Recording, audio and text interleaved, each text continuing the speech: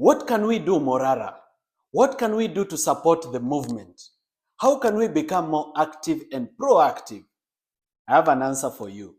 You need to do the little that you can with the little that you have. If you are an engineer, a civil engineer, you need to come together as a group of engineers, wenye mlisoma pamoja or working together, and say that you as civil engineers, you're going to audit the infrastructural projects that are being done by the government and tell Kenyans whether they got value for money. Because sometimes you find a project costing 3 billion, yet it should actually cost 200 or 300 million. Once you've done this analysis, communicate this information to Kenyans.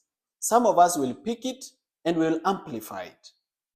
Now, if you're a lawyer, this is the time for you to join us so that we build a team of lawyers working for free.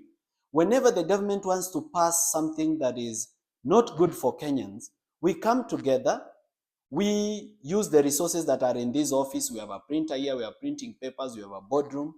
We research the case and we file the case in court and we defeat them. If you're a politician, you have a role to play in the new Kenya that we want by helping us influence the public positively towards change. If you're a civil society group and you want to do something for change, do what you can do. If you're a musician, come together as a group of musicians. Do a collab about bad governance, about the state of healthcare in Kenya, how people are dying in hospitals. Sing together or produce spoken word art together, or just act as actors. Do a skit for us. Entertain us while educating us. If you are a professor teaching students in the university, you need to educate students to know the value of integrity, because these people are going to graduate and they are going to go into our governance structures, both in the public and private sector, and we need leaders of integrity. If you are in the church and you are a pastor, I know the young people of Kenya have said they don't want anything to do with the churches, but I want to tell the young people of Kenya, we need the church. The church is very influential. They can help us bring change. And as a person in the church, as a pastor, you need to pray, intercede, and you also need to teach your congregants to hate bad governance and corruption.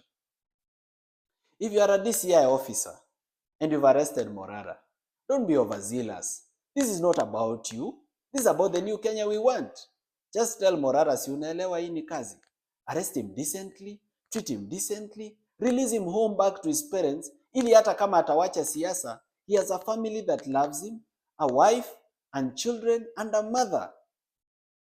And try to bring change in DCI wherever you work, or in the police force. Serve Kenyans in the proper way, in the Kenya that you would want to see. You are the change. You are the change you want to see. If you are a farmer, ujue you are the change you want to see. If you are a young man without a job, I know you've lost hope in Kenya, but you need to hang on, hold hope. We need all the hope that we need for us to create the new Kenya. We can't create the new Kenya when we are dead. We can only create it when we are alive. Do the little that you can do for the Kenya that you want to live in.